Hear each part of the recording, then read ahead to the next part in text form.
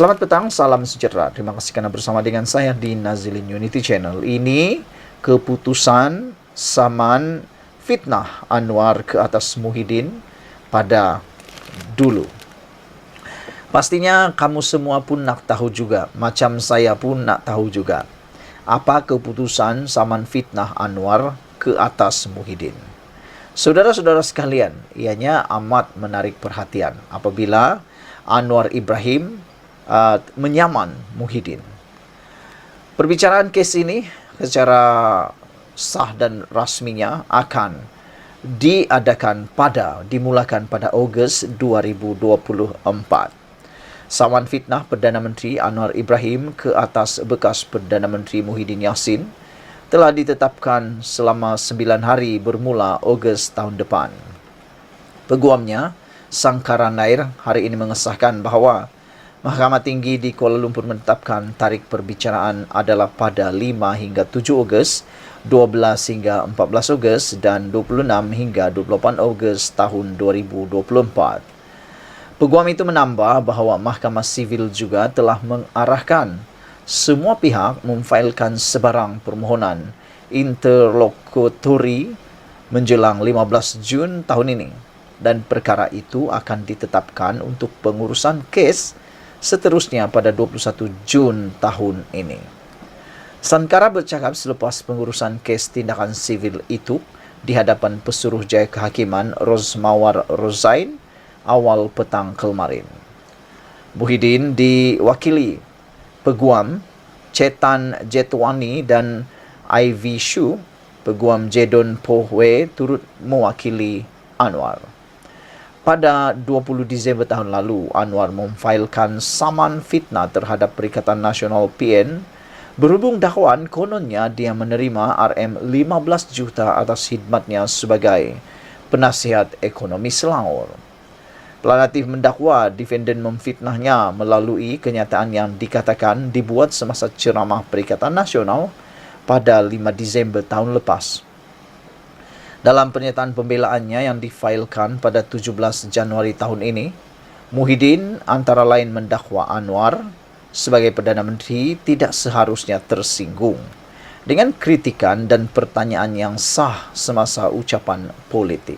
Hai, ini yang selalu orang cakaplah. Kata mereka, tak perlu tersinggung dengan kritikan. Masalahnya, kata Anwar Ibrahim, dia boleh terima kritikan, tapi bukan fitnah. Saya tidak tahulah mana satu yang dikatakan sebagai pertanyaan dalam isu ini dan apa yang dikatakan sebagai ucapan politik tersebut. Adakah unsur-unsur fitnah itu menjadi sesuatu yang dikatakan sebagai kritikan atau pertanyaan ataupun ucapan politik sahaja? Saudara-saudara sekalian, apa yang dinyatakan ini memang serius. Kerana Anwar Ibrahim telah menyatakan beliau tidak pernah menerima bayaran sebagai penasihat ekonomi Selangor. Beliau tidak mahu diberikan gaji, tapi diberikan satu nilai sebagai simbolik semata-mata.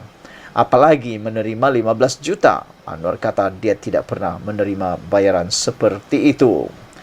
Dalam pemfailan pada 17 Januari tahun ini, Muhyiddin mengatakan Anwar Ibrahim tidak seharusnya tersinggung dengan kritikan dan pertanyaan yang sah semasa ucapan politik itu.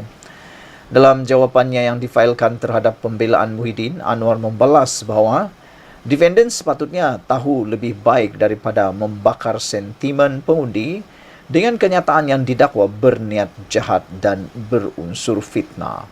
Saudara-saudara sekalian, itu adalah isu keputusan terkini tentang kes saman fitnah Anwar ke atas Muhyiddin Yassin. Kita berharap dengan adanya tarikh Ogos itu, semua kemelut ini dapat dileraikan. Kita pun nak tahu jugalah kan, antara Muhyiddin dan Anwar Ibrahim ini siapa yang benar sebenar-benarnya. Tapi yang pastinya Anwar Ibrahim dan juga pejabat menteri besar Selangor telah pun menafikan bahawa Anwar menerima 15 juta sebagai bayaran penasihat ekonomi Selangor itu. Bayangkan, pejabat Menteri Besar Selangor pun telah menafikannya dan telah menyatakan, mengesahkan bahawa Anwar memang tak menerima 15 juta itu. Jadi nak tahu di mana pula perkara yang dikatakan benar oleh Muhyiddin ini. Memang sesuatu yang menghairankan. Saudara, sebelum kita berpisah, sila tinggalkan dulu komen kamu, tekan butang subscribe. Malaysia kita punya, kita jaga sama. Selamat cintai Malaysiaku. Bye-bye. Selamat malam, salam sejahtera. Ini isu yang paling mengejutkan kita. Dipetik dari Sinar Harian, bekas atau gambar bekas pemimpin UMNO hilang semasa konvensyen Kerajaan Perpaduan. Persoalannya ialah, adakah pemimpin ini sudah tidak berminat lagi untuk menjadi pemimpin UMNO atau ahli UMNO? Itu persoalan dia, saudara-saudara sekalian. Datuk Seri Hishamuddin Tun Hussein menyifatkan Konvensyen Nasional Kerajaan Perpaduan yang berlangsung di Dewan Merdeka Pusat Dagangan Dunia Putra, Kuala Lumpur minggu lalu sebagai janggal. Bekas Naib Presiden UMNO itu berkata, satu penjelasan kepada akar umbi parti mengenai hubungan yang wujud dalam kerajaan yang turut disertai UMNO perlu diberikan agar mereka memahami situasi sebenar. Saya faham konvensyen itu diperlukan kerana beberapa gabungan parti mesti disatukan untuk kestabilan politik negara dan kerajaan. Berkaitan dengan tuntutan Hishamuddin Tun Hussein untuk membuat satu penjelasan kepada akar umbi ini, saya rasa sudah pernah dibuat sebelum ini oleh Zahid Hamidi dan juga Setiausaha Agung UMNO, iaitu Ahmad Maslan. Tapi tak tahulah apa lagi bentuk penjelasan yang mahu diberikan yang dituntut oleh Hishamuddin Tun Hussein ini. Biasalah kan, kalau tak puas hati nak tuntut penjelasan itu berkali-kali pun sukar nak terima. Mahu juga penjelasan yang memuaskan hati beliau. Macam itulah. Kata Hishamuddin lagi, tetapi saya lihat sendiri ada beberapa perkara yang agak janggal apabila ia diadakan di Dewan Merdeka, iaitu rumah UMNO sendiri.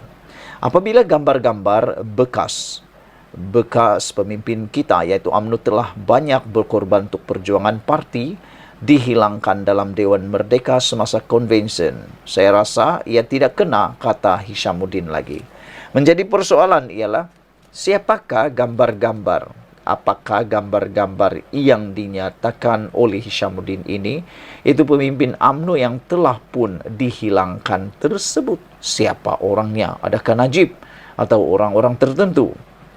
Penjelasan kepada akar umbi berhubung kait dengan hubungan yang wujud sekarang perlu dijelaskan, katanya menerusi sebuah video yang dimuat naik di laman Instagram pada Ahad. Sebelum ini, media melaporkan Perhimpunan di Dewan Merdeka WTCKL pada 14 Mei lalu mencipta sejarah politik tanah air apabila Parti Keramat Orang Melayu itu mengumumkan bergabung dengan Pakatan Harapan PH pada 24 November 2022. Gabungan itu menyaksikan pembentukan Kerajaan Perpaduan yang diketuai Perdana Menteri yang juga pengerusi PH, Datuk Seri Anwar Ibrahim, di samping dua timbalan Perdana Menteri, Datuk Seri Dr. Ahmad Zahid Hamidi, Presiden UMNO, dan Datuk Seri Fadilah Yusof, Naib Presiden Parti Pesaka Bumi Putra Bersatu. Sementara itu, bekas Ketua Pemuda UMNO, Khairi Jamaluddin Abu Bakar, dilihat turut menyokong kenyataan ahli Parlimen Sembrong itu menerusi komen yang ditinggalkan pada video berkenaan.